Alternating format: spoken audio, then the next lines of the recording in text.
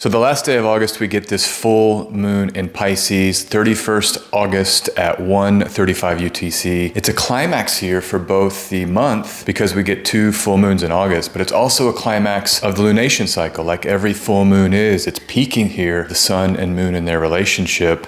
The thing about this full moon is it's conjoined Saturn within a mere 4 degrees. This is a Saturn full moon, and it's the first syzygy in Pisces, newer full moon, since Saturn entered Pisces on 7 March. This is the ideal moment. We've got Venus retrograde and Mercury retrograde, but it's the ideal moment to ponder everything that's happened since Saturn started its run through Pisces. This idea of reviewing our Saturn and Pisces stories, 7 March through the present. When we talk Saturn and Pisces, we're talking about dreams and reality. Where does the dream end? Where does the reality begin? There could be a sense of a simulacrum. Pisces is mutable, so it's this nature of shifting and changing. I think of Tarkovsky's film Stalker from 1979, the great Russian filmmaker. If you've seen the movie Stalker, it's all about traversing a boundary. The lead character, this is his role. He's the stalker, which means he can take people into this place called the zone. And when they get into the zone, they have to fight some soldiers that try to prevent people from entering. But it's these haunting, surreal landscapes of the zone. There's kind of ever-shifting terrains. The thing about it is they're on this philosophical journey. They're laying there in the grass, talking about their lives and the theories of what their ideal self might be. This notion of the enigmatic Pisces, it's kind of what is even desire? What do we even want? Who are we? What does the life that we're living mean? What's the purpose of these lives? Why are we here? All of this stuff is very much Piscean and Saturn and Pisces. In that movie also, they end up respecting the mystery.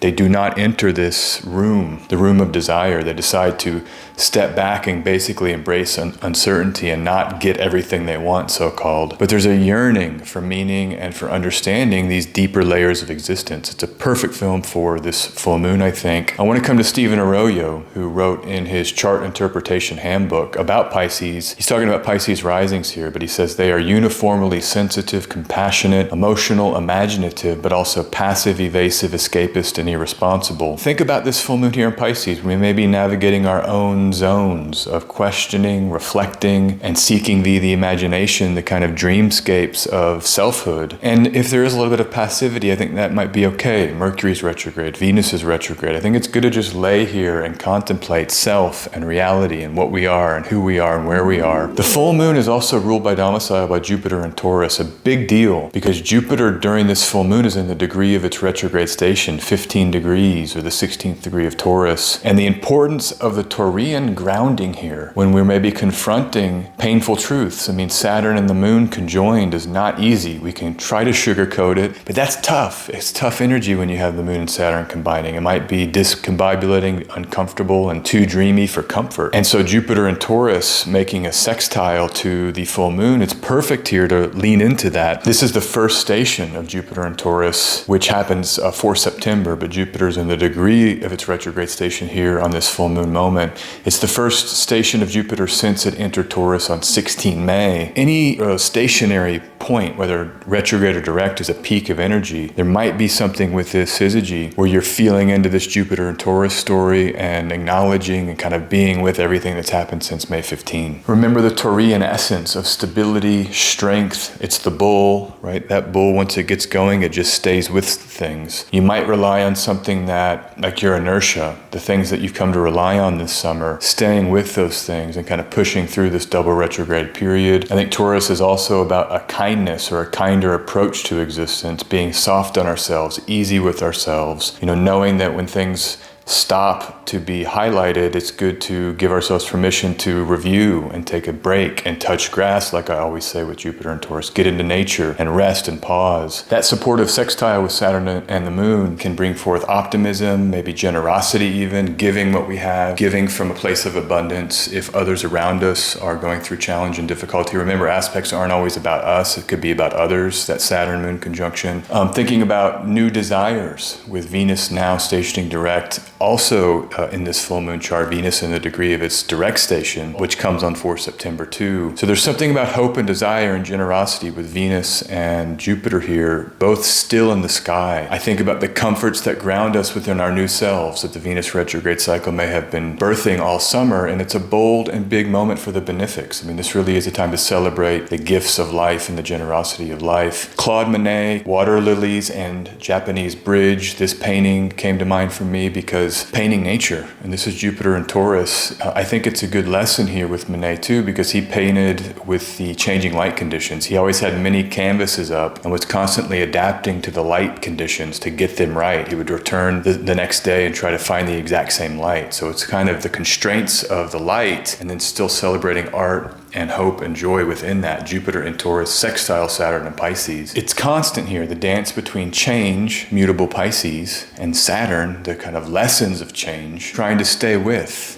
amidst change. That's Jupiter and Taurus, the abundance that comes with staying with something. Painting is a perfect example because you stay with the canvas, even though life is changing, time is changing, demands in our time is changing, all of that. And ourselves are changing. I mean, Venus and Leo being reborn here this summer. Coming to Venus, Venus is the exaltation and Egyptian term ruler of this full moon, and it's now a morning star. It's a visible morning star. Try to get out and see it. I haven't yet. I can't wait. Looking forward to seeing that shining, glowing goddess again. It's a new realm of self-exploration and awakening that's happened this summer. I know for me, big epiphanies around myself and my identity and who I am and what I'm doing, especially in the Leo sector of my chart. The direct station is only 4 days from this full moon, the same day as Jupiter's station. So it's again a peak moment here of considering our new identities with this full moon, Venus ruling by Egyptian term and exaltation, Pisces, but averse. So maybe there's some tension here. The self-confidence that can come with Leo and this direct station of Venus there. Maybe you're feeling more confident in this full moon. It can be the relationship with the self. And so this direct station is a major milestone for that cycle. It began 5 June, Venus entered Leo. Now this is a major milestone that we're hitting with this syzygy, this full moon, ruled by Venus stationing direct. Now the subconscious realm of Pisces interplays via aversion to Leo. They don't make an aspect. So there's this vigor of Venus and this new identity, but at the same time, that might be more of the front-facing dissonance with the hidden, unconscious, kind of unknown landscapes with the moon and Saturn tense together there. So if you're feeling some of that dissonance, I think that's okay. I mean, sometimes it's okay to just have a front-facing self. And then maybe in our more private spheres, we go into those unknown, scary places. There may be some of that in this full moon, but it's a dynamic, benefic square between Venus and Leo and Jupiter and Taurus. The dynamism of a square, it's tension that can produce, but with 2 points and planetary points that are, hopeful and joyous and art and knowledge, all of that. Enjoy it with this full moon. There is a mutual reception that exists between Venus and Jupiter. Jupiter ruling Leo by night triplicity and Venus, the domicile ruler of Taurus. So there's some kind of shift and exchange here, a dance of extravagance, something like this between these benefic energies. I want to turn to the Picatrix, the planetary invocations, Warnock and Greer's translation. This prayer, you invoke Venus, but it's, quote, the lady of adornment of gold and silver. You delight in love, joy, ornaments, and jests, elegance, songs and music that are sung or played on strings, written music and songs played on organs, games and comforts, rest and love. It captures perfectly the Picatrix. I love their invocations. You get the music, you get the art, you get the joy, you get the celebratory vibe with Venus, and the comforts and the fun and all of that. When you have Jupiter and Venus both stationing here together and exchanging, I think there can be a large dose of this during this full moon moment. Remember, Mercury retrograde in Virgo is opposite this full moon. So the precision, the analysis, the thirst for detail of Mercury in Virgo. Mercury in Virgo is retrograde and maybe somewhat confused.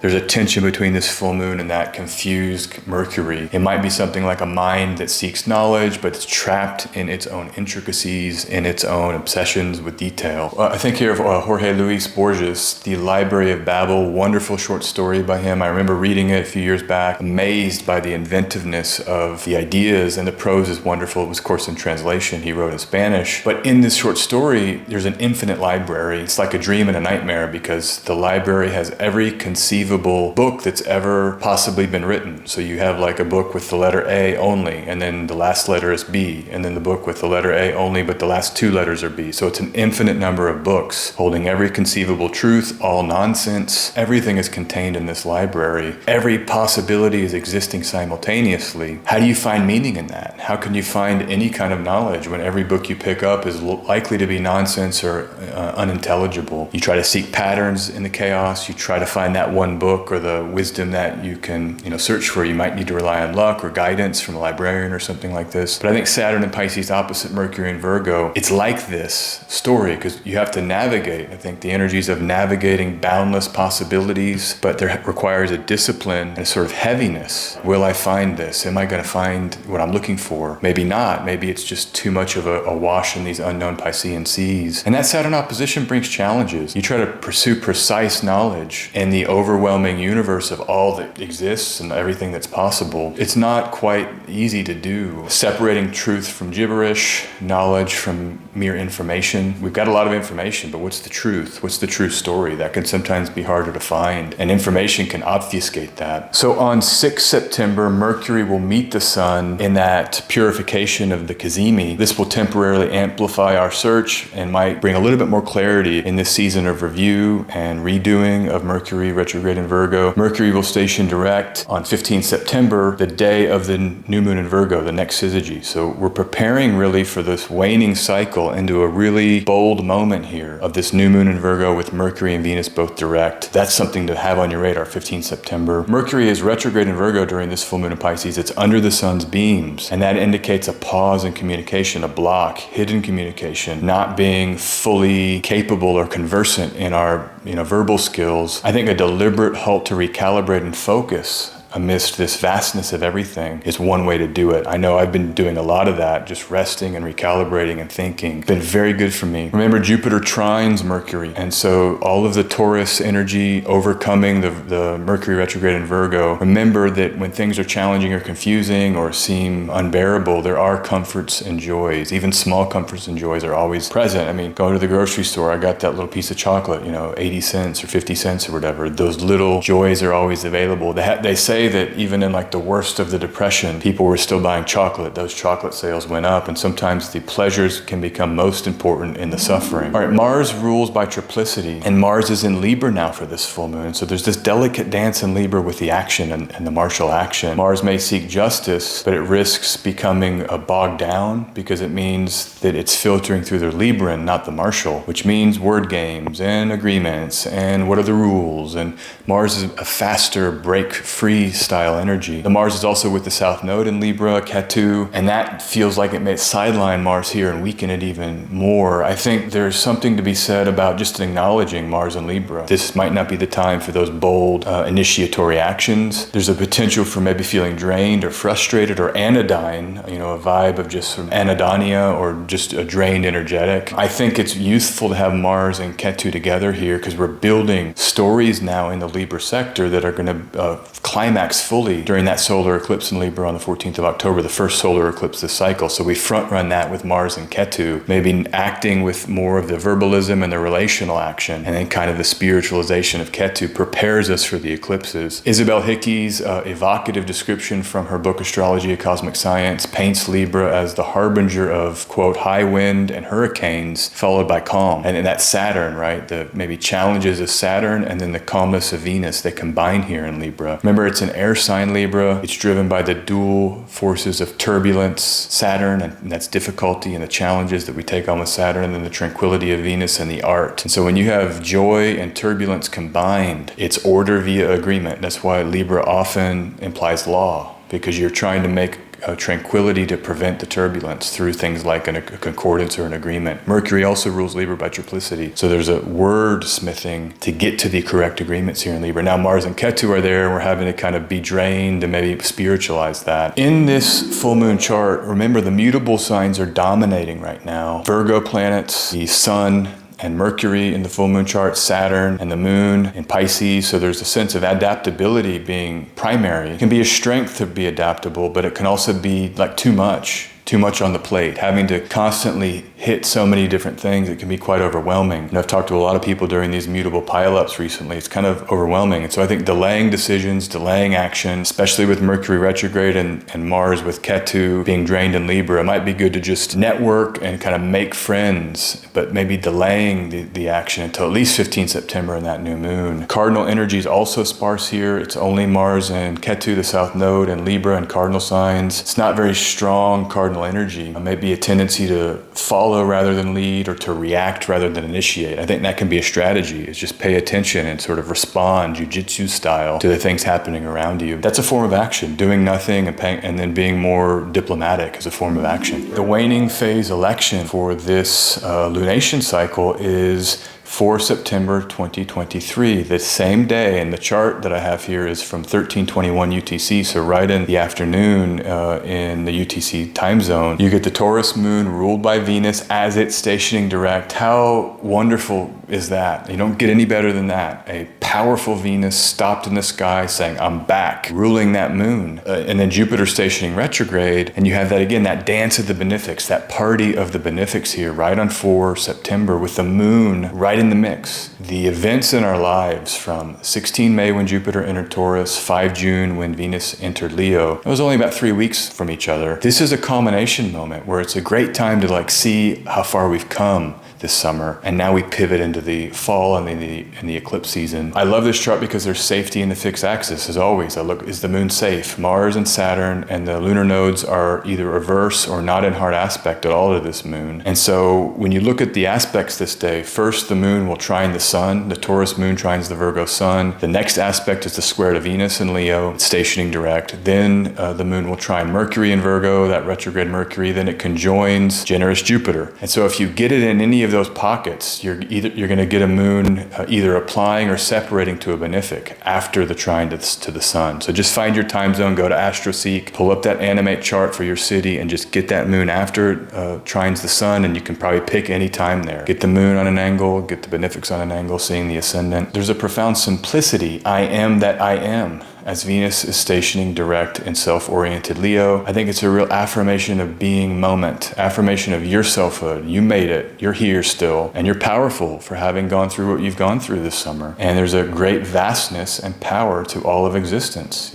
Every moment, every exhalation, every inhalation, every precious moment of ensoulment is really to be celebrated. This is a moment to do it on 4 September with Venus stationing direct. I'm thinking here about the lingering warmth of the summer here in the northern hemisphere. This moment's kind of like a evening fire, as it might be getting a little cooler, and the fire can help you rest. It's a waning phase of the moon. We're waning from summer season in the northern hemisphere, and it's like that evening fire just to start getting into the warmth. Leo's a fire sign, to help us reflect, rest, and appreciate the new selves that have been hard fought. A lot of this stuff that's going on, life's tough. I know a lot of you out there probably fought somewhat hard here to become the person you are now. And so this is a great kind of restful, energetic, benefic moment to celebrate all of that. 4 September, right here in midday, the UTC time zone. All right, that's the full moon in Pisces video. I hope you enjoyed it. Have a lovely waning phase of the lunation and enjoy it. Go to my website, sjandersonwomanfor4.com, if you want to see my reading schedule and have a lovely waning phase. Take care. Talk soon.